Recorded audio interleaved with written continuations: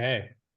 Welcome everybody to Farm Yarns. This is our second Farm Yarns event.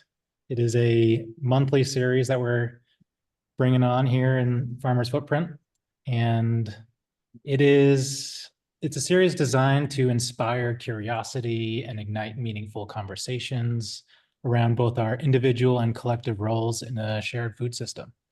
And today we are diving deep into protein and what that means in regeneration. And we're going to be talking about plant proteins, animal proteins, and how they play a role within our body systems and the earth systems. So super excited to have our guest speakers here. And I'm going to go through and introduce them very briefly and have them all say a little bit about themselves. So first off is Mary Purdy of the Nutrient Density Alliance.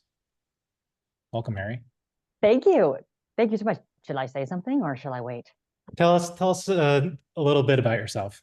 Excellent. Well, thanks for having me. It's a thrill to be here with everybody. And so I am a registered eco-dietitian nutritionist. I spent about 13 plus years in private practice working with thousands of patients to help them prevent and address and reverse chronic health conditions using that food as medicine and personalized nutrition approach to help with behavior change, because we know that stuff. And then about 6 years ago, I transitioned to working in that space that connects the dots between sustainable and regenerative food systems and the climate and the environment and human health, which often does not get talked about in that space. And specifically at the Nutrient Density Alliance, where I'm the managing director, we are a thought leader working group with engagement from the food industry, the agricultural sector, and the health space. And we are educating and advocating and activating around that connection between regenerative agriculture, which we know is a key solution to the climate and environmental crisis, and the improved nutritional quality of food, which can ultimately translate to human health outcomes that are improved as well. And that is through the enhanced nutrient value or nutrient richness of that food, but also through the absence of the chemicals that are often used to grow food in more conventional systems. So that's a little bit about me. And I happen to love chocolate and avocado. So just some personal information. Wow, amazing. That's fantastic. Okay, I'm going to pass it over to Mollie Englehart of Sovereignty Farms and Sage Regenerative Kitchen. Mollie, tell us about yourself. Welcome. Hi, I am most well known for being a vegan chef, and I ran Sage Vegan Bistro for many years in Los Angeles. And in order to try to manage the food waste coming out of the restaurants, I started farming. And as soon as I started farming, I realized that there is no vegan food. It doesn't exist. And that I had been kind of perpetrating a lie. And so through my own transformation, my family changing our diet, and then eventually I changed my restaurants to be the first regenerative kitchens in Los Angeles. So I'm a vegan chef turned cattle farmer in Texas.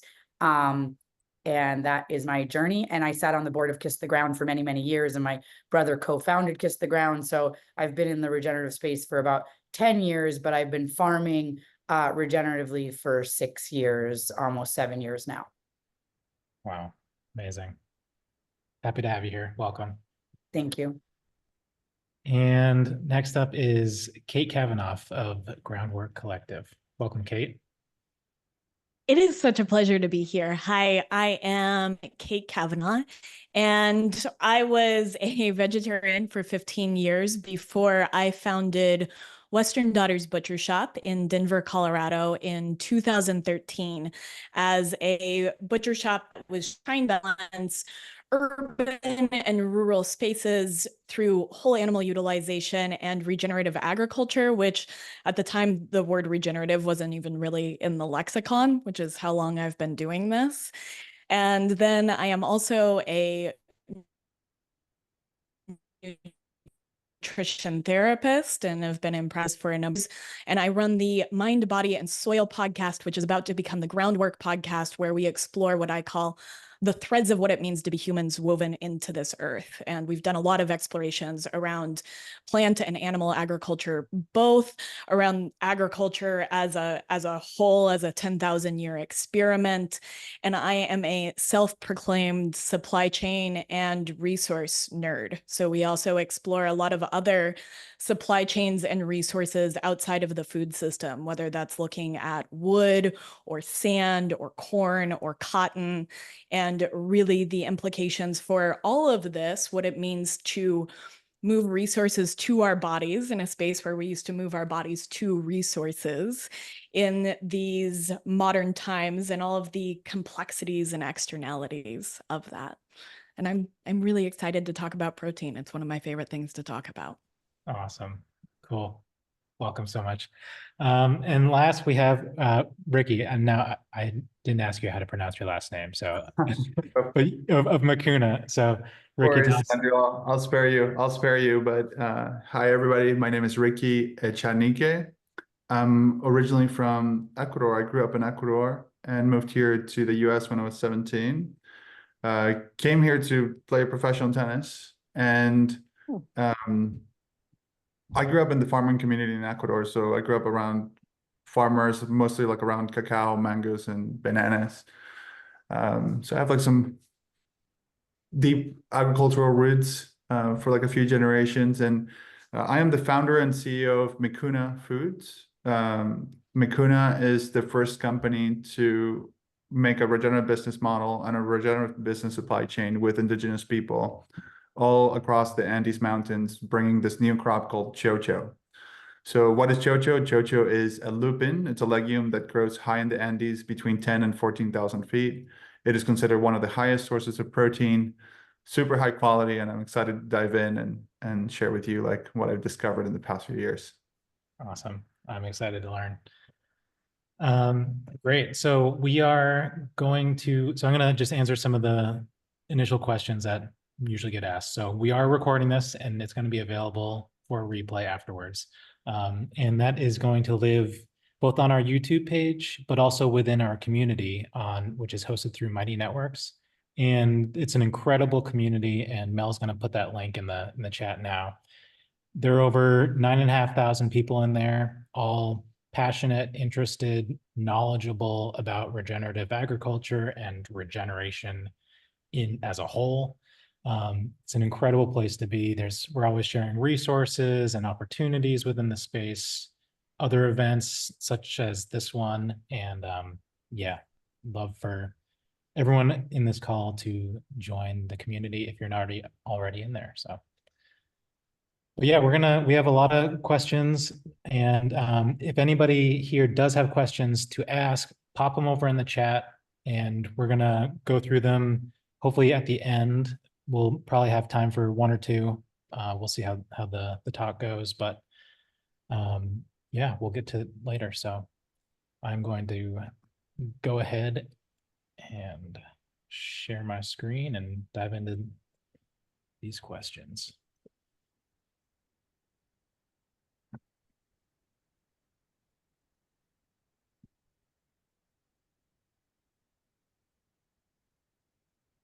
All right. Mary, this first one's coming right at you. Okay, I'm ready. From a nutritional standpoint, can you explain any differences between plant and animal proteins and how our bodies might process them differently? Can you touch on the potential trade-offs involved in each? Okay, this is one of those questions where I will say consistently my answer, which is like a similar answer to all nutrition-related questions, is it depends. Which plant, which animal, for whom, who is eating it, for what purpose, how is it grown, how is it raised, how is it processed? That is all going to dictate the nutritional differences between plants and animal proteins. That being said, protein is made up of amino acids, right? So there are different amino acid profiles that are going to be a part of an animal protein and a part of a plant protein.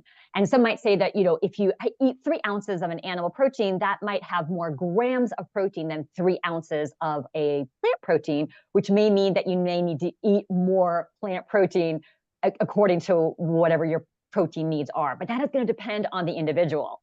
And remember that nuts and seeds have a different profile than than tofu, than kidney beans, and that fish has a different profile than chicken or eggs. But that doesn't necessarily dictate that one is more nutritious or better than the other. And there are things, however, that we need to talk about in terms of some differences, that things you get in plant proteins that you don't get in animal proteins, and things you get in animal proteins that you don't get in plant proteins. So namely, plant proteins are a higher source of fiber. Usually plant proteins animal proteins have zero fiber in them. And you also get lots of those, lots of minerals and lots of those phytochemicals or plant chemicals. This is not like Ajax or Windex. These are those plant chemicals that are protective to the body. And some animal proteins are going to contain those really wonderful and beneficial fatty acids that can be really helpful, like the omega-3 fatty acids, good for brain and heart and skin. But again, this depends on the how, the HOW of how that animal was raised, of how that animal was fed. And the same goes for the plant proteins, right? How were those plant proteins grown, with or without chemicals? That's going to dictate that phytochemical content of that plant. You asked about how we might process them differently as human beings. And again, that's going to depend on the person. I've had patients who are like, I can't eat beans, I get tons of gas. And very often that might be because of how they're eating the beans or how they're preparing them, or perhaps maybe they're eating a lot of beans too soon. And so that might be something that I would talk about with an individual. Same thing with an animal protein. I've had patients who couldn't really break down animal proteins because they didn't have enough hydrochloric acid in their stomach. And so they had a hard time digesting it. So it is so individual. And I just want to make sure that when we talk about the generalities of the differences between them, we also really have to talk about the what, the how, the why, and the who beyond that. So that's my general answer. Wow. I'm curious, just to go a little bit deeper. Please. With the timing, what do you mean by like the time in which when you eat? When you mentioned that about eating beans? I don't think I mentioned time as much as I mentioned how you prepare it. So some people who have trouble digesting beans, it can be because they haven't prepared it with what are called carminatives, which help to digest those sugars that are in beans more easily. And that could be ginger or other kinds of spices, or cooking with a bay leaf, or having parsley on the side, or actually just soaking the beans for a longer period of time. So I hope that's clear. I don't think I meant timing. Apologies if I said that. So does that affect the protein value when you incorporate the other elements? No, it doesn't affect the protein value necessarily, but what it affects is the ability of the body to digest and metabolize that protein. And I think it's important to also differentiate between eating something like chickpeas in a salad versus eating like fake chicken bits that are plant proteins, but they're very, very highly processed, and that may itself be harder to digest, harder to metabolize, and may not be a truly healthy or supportive source of protein as it relates to nutritional value there. Okay. Yeah, so it comes down to how it's raised, how it's grown, and how it's processed, and how much and what type. Yeah. That's it's not easy answers when it comes to nutrition, for sure. Well, thanks, Mary. Okay, and now, Kate, in your experience as both a farmer and a butcher, how do you navigate the ethical and practical complexities of raising animals for food within a regenerative system? And what have been the biggest challenges and rewards for you? So I didn't include in my intro that I also am a farmer, and I raise a lot of ruminants, and I raise all of my meat for myself and my family, as well as some for sale. And as I thought about this question, one of the things that I thought the most about is that these complexities that we're navigating are complexities that I think all of us are navigating in today's world of what it means to eat. And I mentioned in my intro that, we used to move our bodies to resources like food, like wood, and now we move those resources to our bodies. And I think that within that, I want to talk about this complexity that we are made up of place.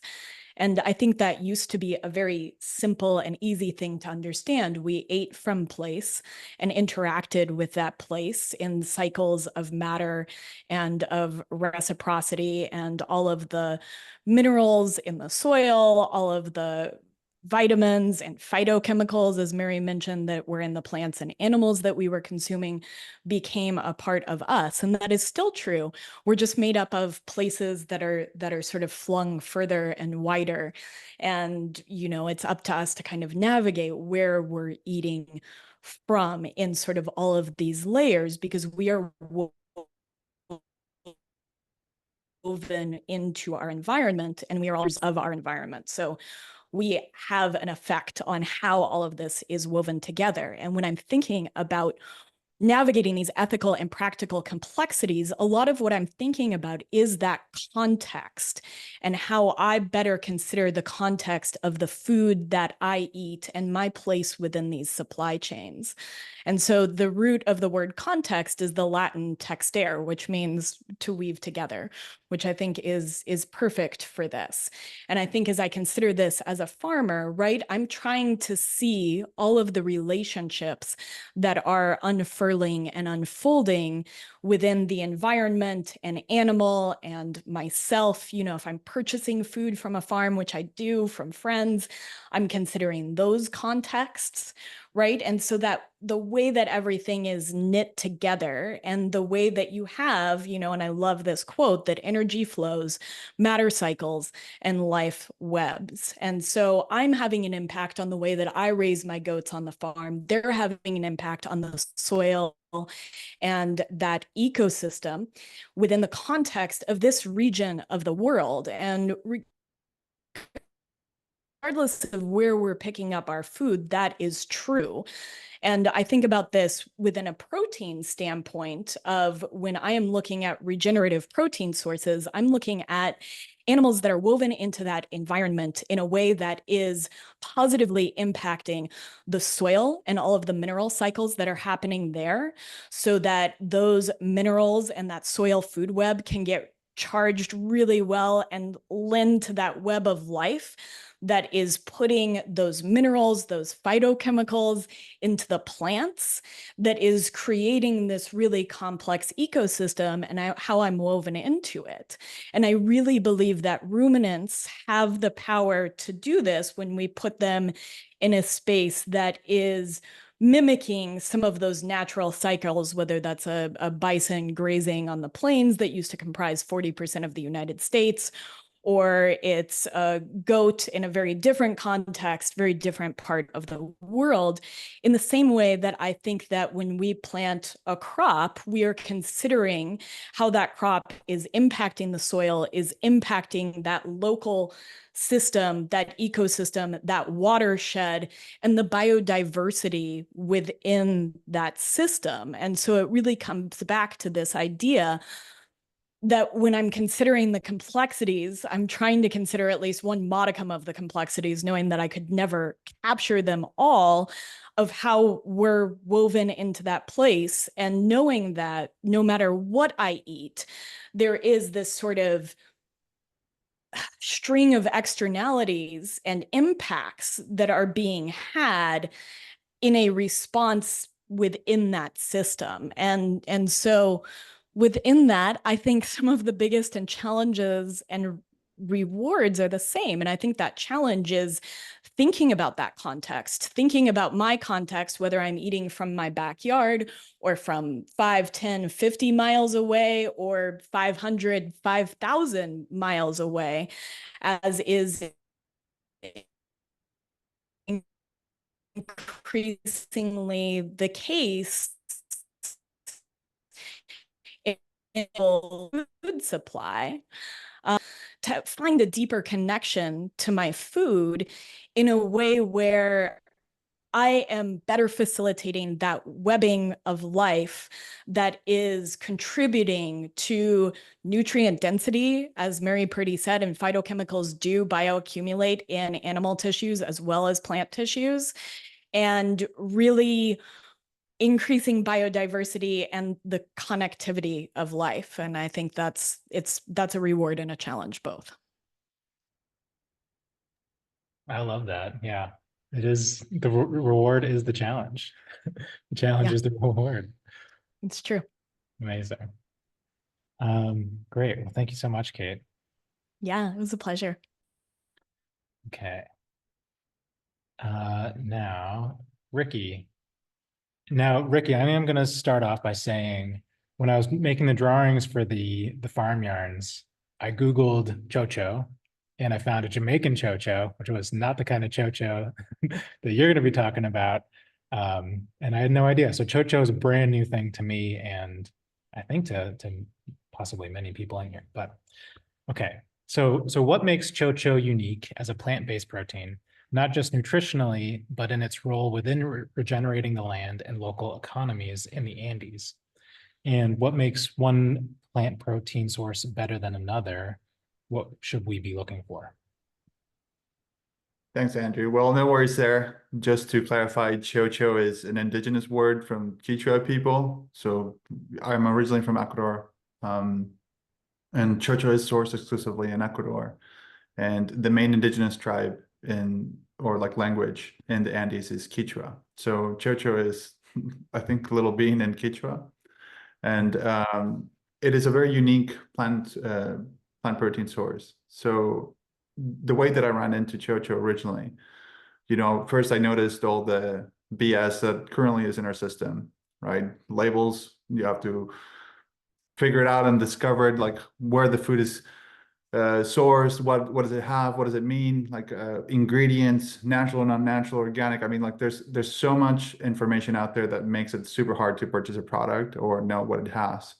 At the time, I wasn't feeling really well. I had like an autoimmune disease. So I went back home to Ecuador to spend time in the Amazon sourcing medicinal plants. So in the Amazon, there's 99% of the world's medicinal plants are in the Amazon and only 1% are discovered. So I like those odds to see what I could find there and begin a journey to healing and eventually make a company based out of that, supporting indigenous communities. But one of the trips back from the Amazon to the coast, I'm originally from the Ecuadorian coast, you have to cross the Amazon into the Andes and back to the coast. So I was hungry and I decided to have one of the local plates, which is ceviche, which was like a ceviche, which without fish, because they don't have fish in the mountains. So they had chocho beans. And I was fasting a lot of the time. So I wasn't like fasting like 2 or 3 days. So it was my first meal like in a couple of days, and I felt amazing. And I was like, oh wow, like this could be like a really cool protein source. So I started digging into it. The chocho supply chain at the time didn't exist. So we formed this. So, and that's how the concept of MIKUNA came in. I couldn't find a good protein. Like I've been an athlete all my life. Like everything started like to connect backwards. I'm intolerant to whey, pea, and soy. Make me really bloated, really laggy. At the time that I was doing pro sports, I wanted to be fast, light, agile, and it seemed like every protein that I consumed made me like actually the opposite. So I stopped drinking or having any protein supplements like many years ago. So when we decided to do chocho, we started to dive like into this whole rabbit hole of this new crop, indigenous crop from the Andes. So to answer the first questions, like what does make chocho better? I think it's like input output. So it's a crop that grows very high altitude from 10 to 14,000 feet. It requires very little input, so no pesticides, herbicides, minimal take care. It's like a long cycle, and the output of protein is 2 or 3 times higher than anything else. So you get like for every hectare, which is about 2.5 acres, you're getting about 1 ton of protein, and there's very few crops in the world that can do that. So the concept of chocho was like the solution of an environmental problem where you had growing up in Ecuador, you notice fishing. So you have like illegal fishing in the Galapagos all the time. You have Amazon deforestation. You have the Amazon right around the corner in Brazil. The main 2 causes of deforestation in the Amazon are cattle and soy. And all that has in common are protein sources.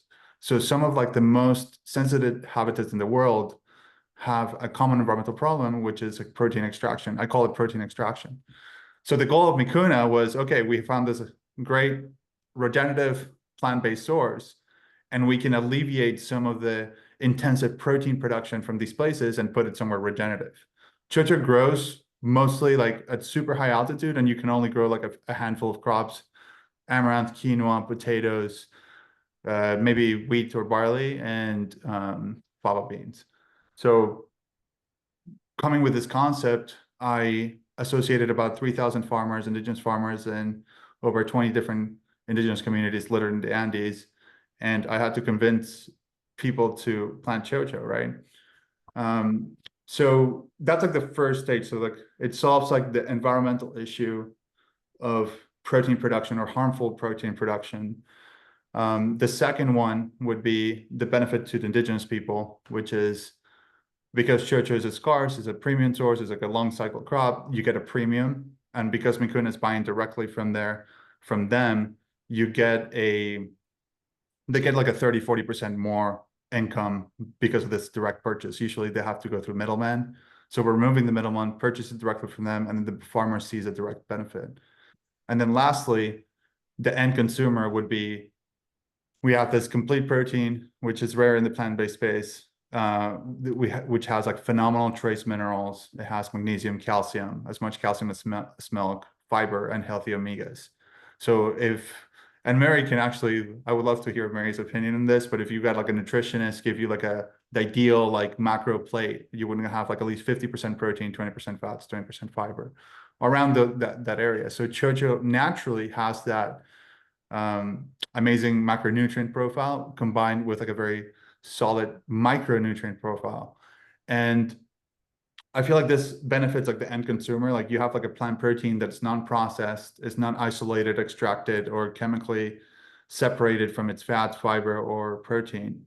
You have a robust amino acid profile, and it tastes great. So I feel like you're going to be having like an end product that just like checks all the boxes, feels good, and that was incorporated into our business model. So the whole concept of making the MIKUNA business was to do good in each one of those three areas. So our business model is very simple: take care of the indigenous people who harvested, take care of the environment, take care of the end consumer. So the more the company grows, I feel like the more positive impact we have, and that is very rare in the food industry. I'm curious, with some of those farmers that you had to convince to grow chocho, what were their practices before? What were they growing? Were they using regenerative practices? Well, I like the ROC's like tagline of "Farm like the world depends on it," and I feel like these people farm like their lives depend on that, which is a one up from that. So they own the land. They always want to be like, they're looking at longevity. They have very little income, so like even like the fact of putting chemicals or resources or like technifying it doesn't even grasp so remotely. So mostly they were planting potatoes, quinoa, barley, wheat, and then some like, I don't know, carrots and stuff like that, like traditionally, right? So the way that MIKUNA came in, because they do have crop rotations, right? And they have like short and long-term cycle crops, and they try to maximize like their use of the land for the year. The way that they were using chocho at the beginning, before MIKUNA came to be, they were just planting in like around or within like the parcels. So for example, they would plant corn, and they would put chocho in the middle. So the chocho beans fertilize the soil, so you would have like double output on the corn. So it's mostly used as a soil enhancer than the actual crop. There was limitations with the chocho bean because the chocho bean is like naturally really bitter, and it's almost toxic if you eat it straight out of the plant. So what MIKUNA came to do is invent the process of removing the bitterness of the bean and make it like in a large scale setup. Interesting.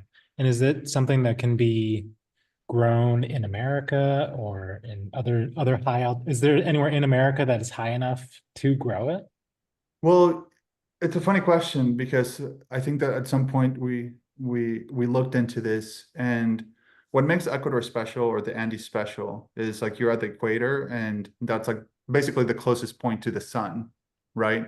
So you can have like really high altitude over 10,000 feet and not have any crops freeze. So you're like at 10, 12, 13,000 feet without freezing, and that doesn't occur in America. I think that the bean thrives, or like the church of seeds, they thrive on drought, they thrive on harsh conditions, like they actually thrive on sandy, almost like infertile soils. So it's pretty cool to see the turnaround of like planting this and seeing the turnaround of like the before and after, right? Like what happens in the chocho field before and after. So I know that there's been cases in the Netherlands and in Spain growing chocho, but they might grow, but the inputs and the outputs are really, really low. So almost like no harvest on those places. Whereas like in the Andes in Ecuador, you're harvesting like 1 or 2 tons per hectare, which is 2.5 acres. Wow. Interesting. I want to pass that question on to Mary with what is the ideal plate nutritionally? Like how much protein should we have on the plate in relation? God. Quick, if you can do like a, You know, I mean, I there's know a that there's no basic, really is no, it depends on the person and what their goals are, but approximately you want like approximately 50% of your plate calories come from carbohydrates, hopefully high fiber carbohydrates, nutrient dense carbohydrates, around 20% ish of your plate coming from protein, around 25 to 30% coming from high quality fats. But again, that might differ depending on what someone's current medical situation is or their culture, right? I mean, many people from the folks who eat whale blubber, like 60% of their diet is fat, and that works really well for their genetic profile. So, but that's the approximate amount that should be on a plate. okay, cool. Thank you. Thank you. Well, thanks, Ricky. I'm super curious to try chocho now. So, okay. And Molly. Let's see. So having navigated the delicate transition from a plant-based focus to incorporating animal proteins, what wisdom can you offer on approaching the often complex, nuanced, and emotionally charged discussions around protein sources? How can we cultivate a more empathetic and inclusive dialogue that honors and embraces the diverse perspectives within this evolving conversation? I don't have the answer to this question. I'm in the throes of this transition. It's been since we announced on Earth Day that we were switching our vegan restaurants to serving animal proteins from regenerative sources. And people are really angry. People are hurt. And 13 years, I was the chef of arguably one of the most popular vegan restaurants in Southern California. And it's almost like you went to church every week and then the pastor was like, I'm super cool on Catholicism, but I'm going to try Buddhism. And it's okay for people to be Catholic, but I'm really interested about Buddhism nowadays. And I feel inspired about that. People are taking it very, very, very personally. And I think that if we look at this conversation in a holistic way, it's not just protein. We are taking things really personally on so many different ideas right now. And I keep repeating the same thing over and over, is that we have to start to learn to love people that we disagree with. And we have to learn to agree with people that we don't like if they say something that makes sense. And I am a really reluctant warrior for animal proteins and regenerative agriculture. Like, I don't eat meat. I've not ever eaten meat in my lifetime. And I actually don't want to be screamed at and called a murderer every single day. But what I see with my hands on the ground in regenerative agriculture is that there is no other pathway more powerful and more important for mankind right now. And so I'm taking one for the team, but I don't know the answer of how to not have people be emotionally charged. I'm still text messages in the middle of the night, slit, you're a murderer all the time. And so people are hurt. And what I want to invite people to do is be willing to just listen. And when someone says something that pushes up against your own identity, I want you to lean into that. Why do I feel angry that this person believes something different than I do? And it doesn't just have to be about protein. It can be about politics. It can be about anything. Like, why do I feel personally attacked by this other person changing their mind? And all of us have to be willing to change our mind publicly and speak our own truths publicly, so that we cannot be swept up in the mob thinking and the mob belief systems. And so I don't have the answer to this question. I am in the throes of it right now. And I don't know that I did it the best way. I obviously offended a lot of vegans and I hurt a lot of people's feelings. And I'm not backing down, even though I don't want to be, I don't want to be the person like screaming about animal protein. It's not what but I was chosen in some weird way to be this person.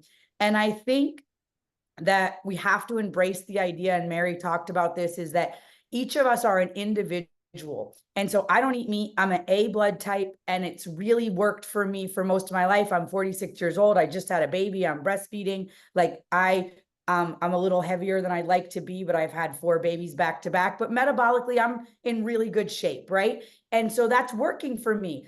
But I know other people who tried to be vegan and had thyroid, blah, blah, blah, blah, blah, and cured themselves from eating high quality, almost only exclusively high quality meat. And I've also seen people cure cancer with a raw vegan diet.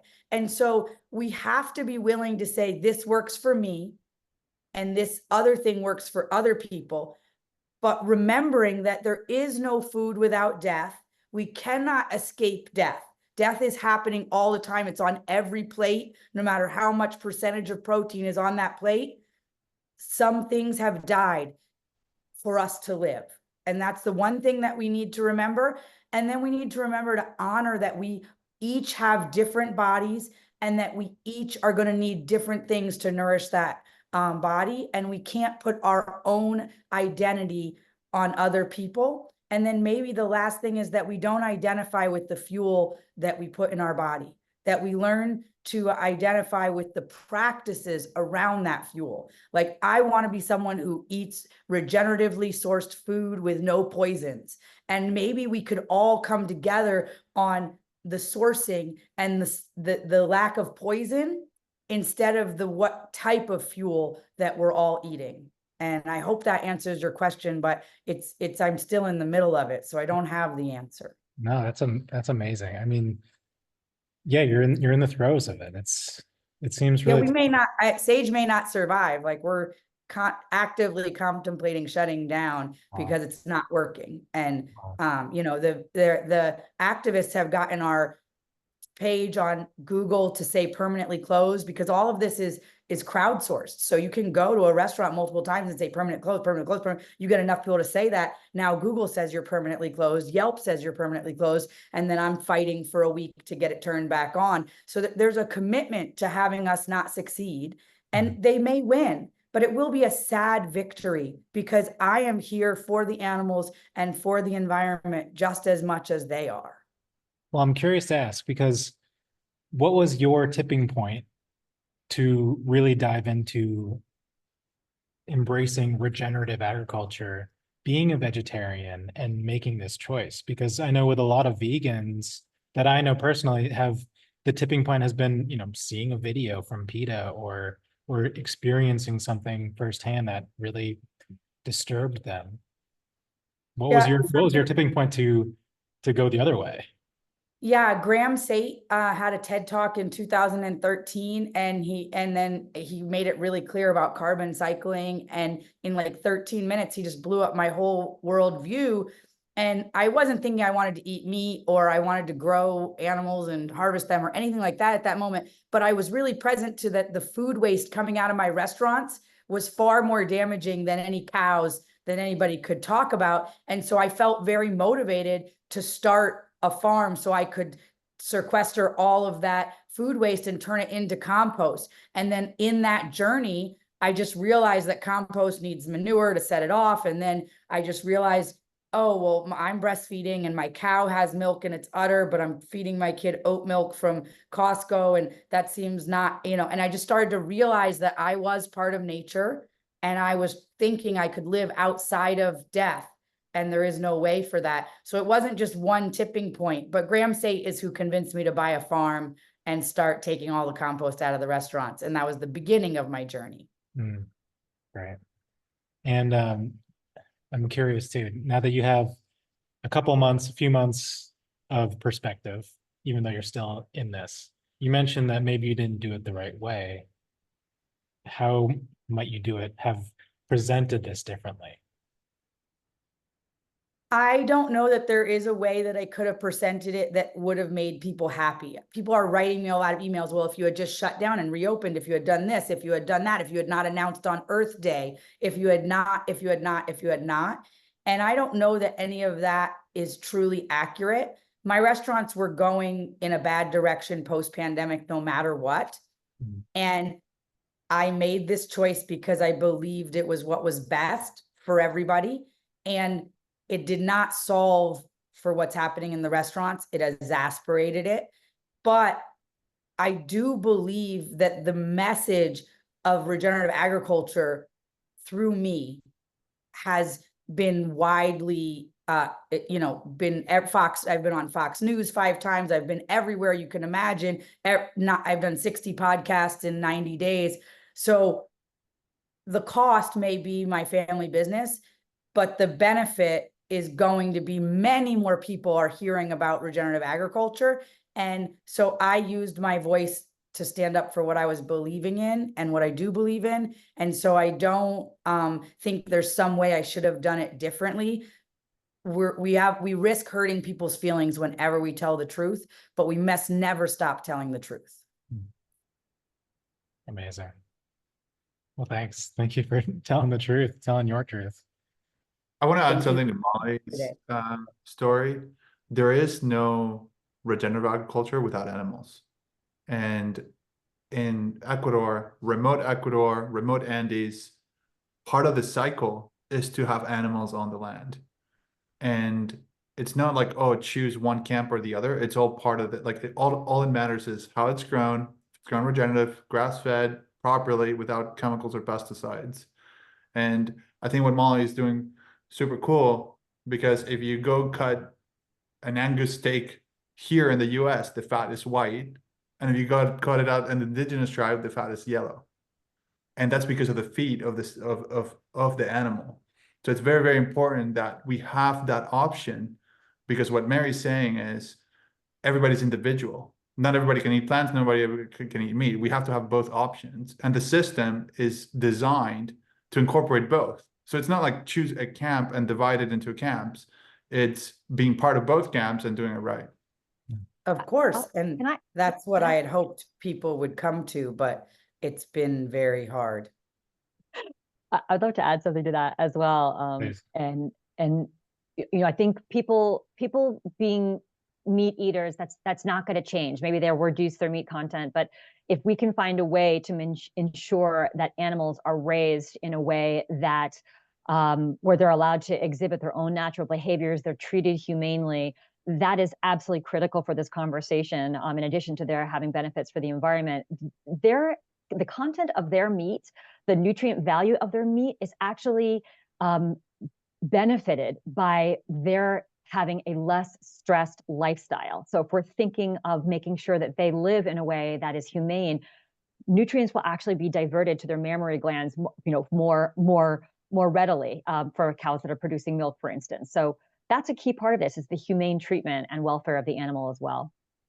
Of course. I want to piggyback just really quick, and I'll be really quick and bring this take your home. time with it, But please. in the same way that death is part of that, death is necessary. Death in our food system. There is no food system without death.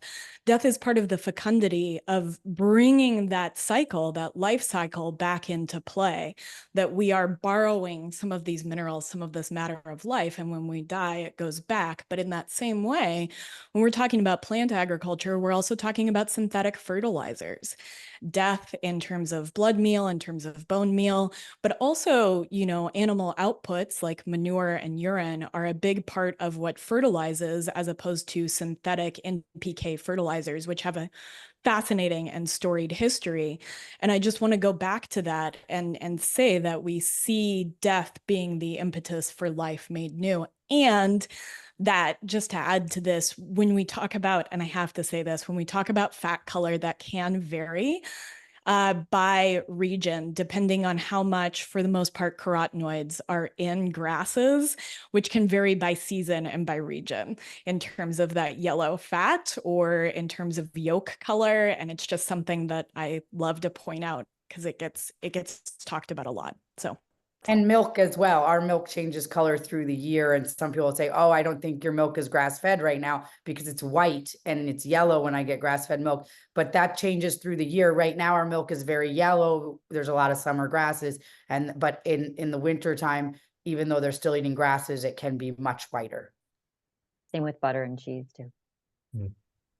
I have a dairy farmer friend in Ireland, and she was so excited because they planted one of their fields with all these different wildflowers, and she was so excited about the way the milk was going to taste or look, but you know, it wasn't as good as she wanted it to be, but but it changes. So that's, I mean, it really changes on what they're grazing on, and these are all things that the farmer has control over too. It's and even the bacteria content and what the microbiology is. When I have a dairy in Texas. My father has one in Idaho.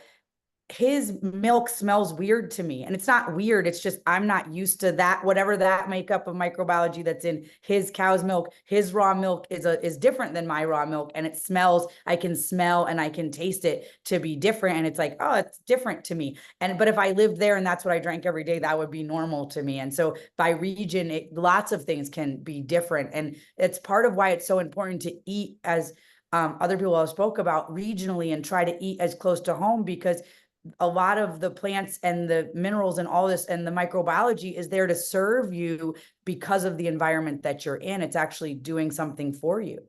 Yeah.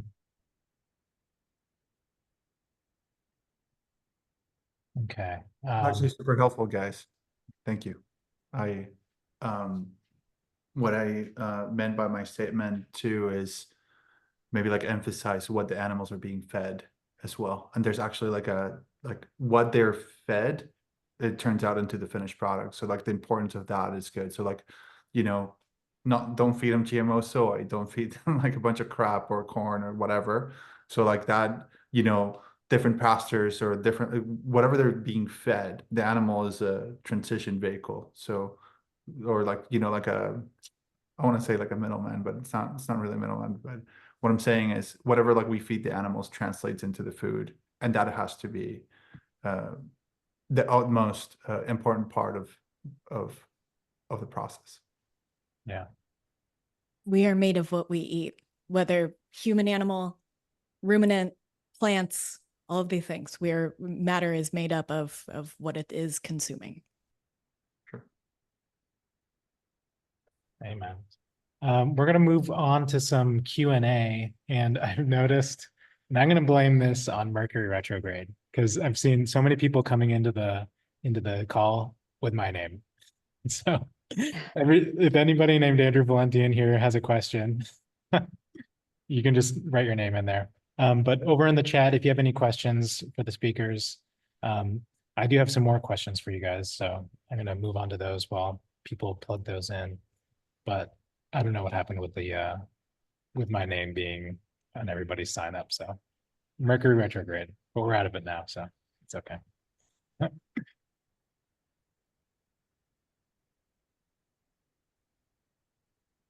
Now,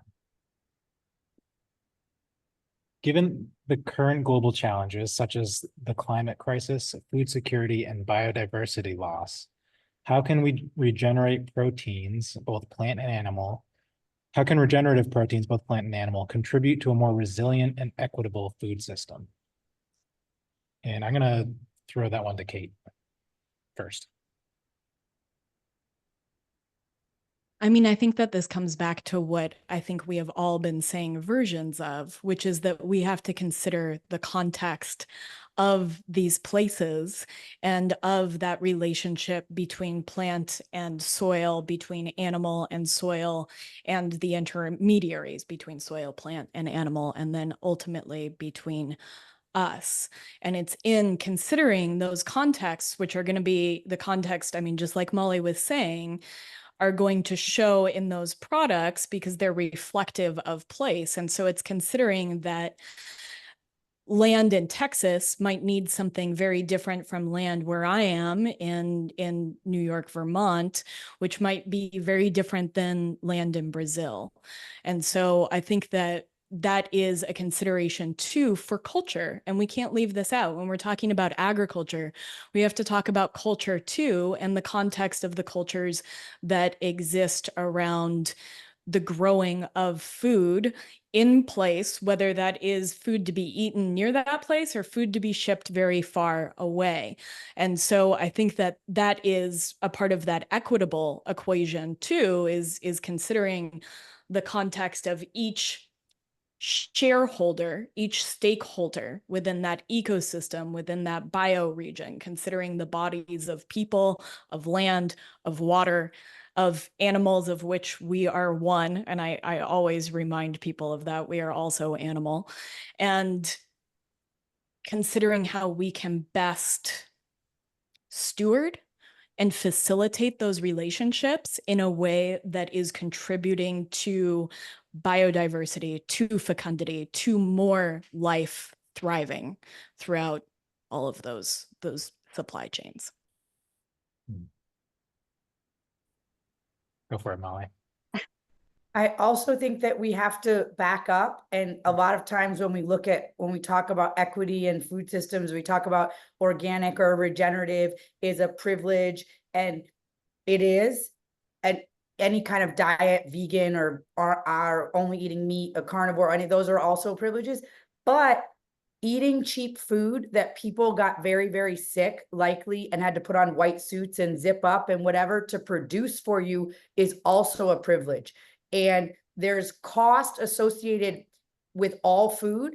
And so we are paying for that cost on the front end, or we're paying for that cost on the back end. I had an employee a while ago. She was on a 5-woman team that picked strawberries in Oxnard, California.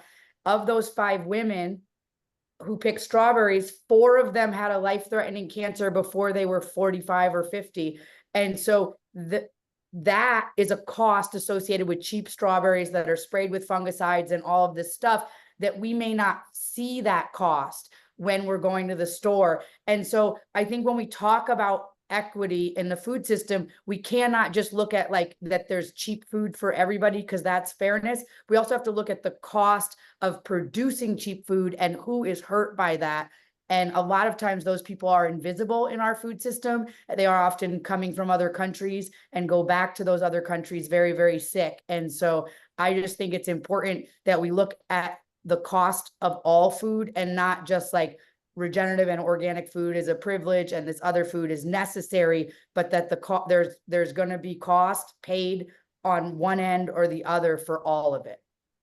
I agree with that. And there's lots of reports out there about the true cost of food. And, for every $3 that's spent, $1 of that goes to biodiversity loss, $1 that goes to healthcare costs.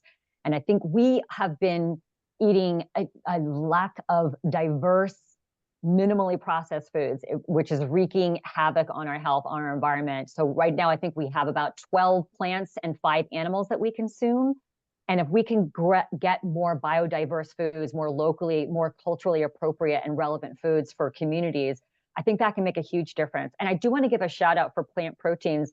This is not to minimize any of the fabulous conversations that we've had around animal proteins, but there is such a degree to which we need to increase the consumption of plant-based proteins as well. Fewer resources, less soil erosion when we're growing those plants with regenerative methods, and less land use, less water use, fewer greenhouse gases.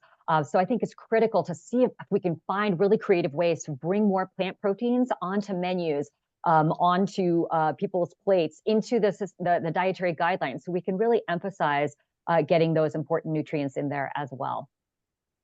I'll point to at a podcast I just released with an author, Alicia Galvez, who wrote a beautiful book called Eating NAFTA. We've been exploring 30 years of NAFTA on the podcast, which is the North American Free Trade Agreement. And she looked at what happened in Mexico as a result of NAFTA, which I think speaks to what Mollie was saying in terms of the costs that maybe we don't see for food and what we have forsaken in a desire for efficiency, right? And she calls efficiency a ratio of investment and effort to yield, where we only focus on yield, and how we have exported in many ways that sense of efficiency and ultra processed foods to these other places, and really trying to see some of these externalities, these hidden costs of food. And she has a beautiful bit in the book about goats and a transition from a goat that is very much of that place, that has been in that region in Mexico forever,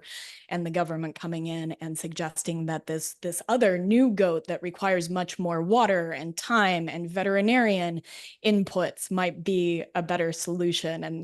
And it's not, is the point, but to point at some of those ways in which we don't see the true cost of food environmentally, socially, in all of these different ways.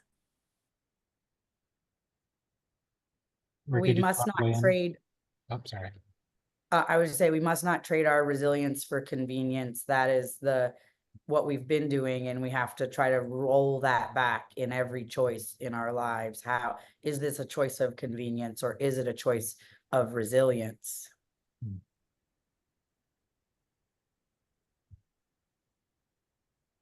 Yeah, and something that Mary said too, that I appreciate, was having that diversity in the types of foods that we're eating. I mean, I'm a home gardener myself, and when I want to grow a cucumber, it's probably going to be market more. That's the seed that's readily available. Scarlet Nantes carrots. It's always the same varieties and the same things that we're used to seeing. So, you know, if I can bring in some chocho, some brand new kind of plant protein into my diet, then it feels like a really good thing. That's good. Andrew, I want to address like the question from my perspective, that I'm like involved like in the business of protein, and there's not going to be a shortage of protein ever, right? We have like solar protein coming. We have like water lentil. We have spirulina. There's never going to there's like lab grown meats for every possible meat. Protein's never going to be short in the near future or in the next generation. But I think what's going to be short is high quality, trace mineral, high vitamin, high micronutrient, nutrient dense proteins that are good for you, and that you have some sort of like idea of like their traceability, that you have idea of how was it grown, who benefited, which farmers benefited, not like some BC and whatever, right? So I think that that's going to be the challenge. So to agree with some of our speakers is like, it has to be local. It has to be like the system has to be implemented where it makes sense, and that the consumers are able to identify, because in 5 to 10 years from now, we're going to have meat all over the supermarket and everywhere. We won't know where they come from. Like the government's going to get lobbied, and we won't know where like the meat's coming from, what's the source, like how was it grown. It's just going to taste like chicken meat. It's like, where was it grown? We would not know. So understanding that really well, and have some sort of transparency, and siding with the businesses that are doing it right, whether it's like Mollie should be supported for left and right, like by everybody, because she's doing it right. I think like Kate, like siding with the businesses that have this early on, before the other crappy stuff catches up too quickly, and we won't know the results until like a few years later. So yeah. We're just about at time, but that kind of ties into somebody's question about how we can understand the difference between plant protein versus genetically modified and the new biotech foods. I mean, we're going to be seeing so much more of these lab grown proteins, and it feels like we're entering a wild west of who knows what in the world of proteins. But I mean, I think when you mess with nature, you're messing with the beauty of how nature has designed food to be.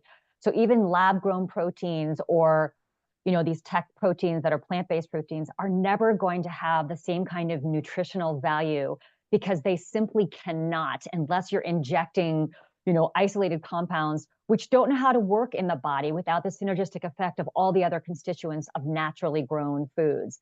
And those foods are contingent, the content, the nutrient content and the phytochemical content of those foods are contingent upon the health of that soil and the interaction between the plant and the microbial life there. So without that, there simply is going to be, you know, a very, very stark nutritional contrast between tech foods, even if they say that they are, you know, ABC, they will never be the same as what nature creates naturally. Well, we've reached our time. I think we could all keep talking about this for a few more hours easily all week. Thank you all so much for coming and speaking. In the chat, we put everyone's contact information, how you can support them. I'm going to make sure to put all of the podcasts you guys talked about, the speakers you've talked about, all of your contact information and how to support you all in the replay, in our community, on our YouTube page. This has been so cool, so insightful, and I'm thrilled. I'm so happy that you all came. Thank you so much. Thank you It was so a much for pleasure. having us. Thank you for having us. Best of luck to everybody. Thanks, everybody. Bye, everybody. It's good to see everyone.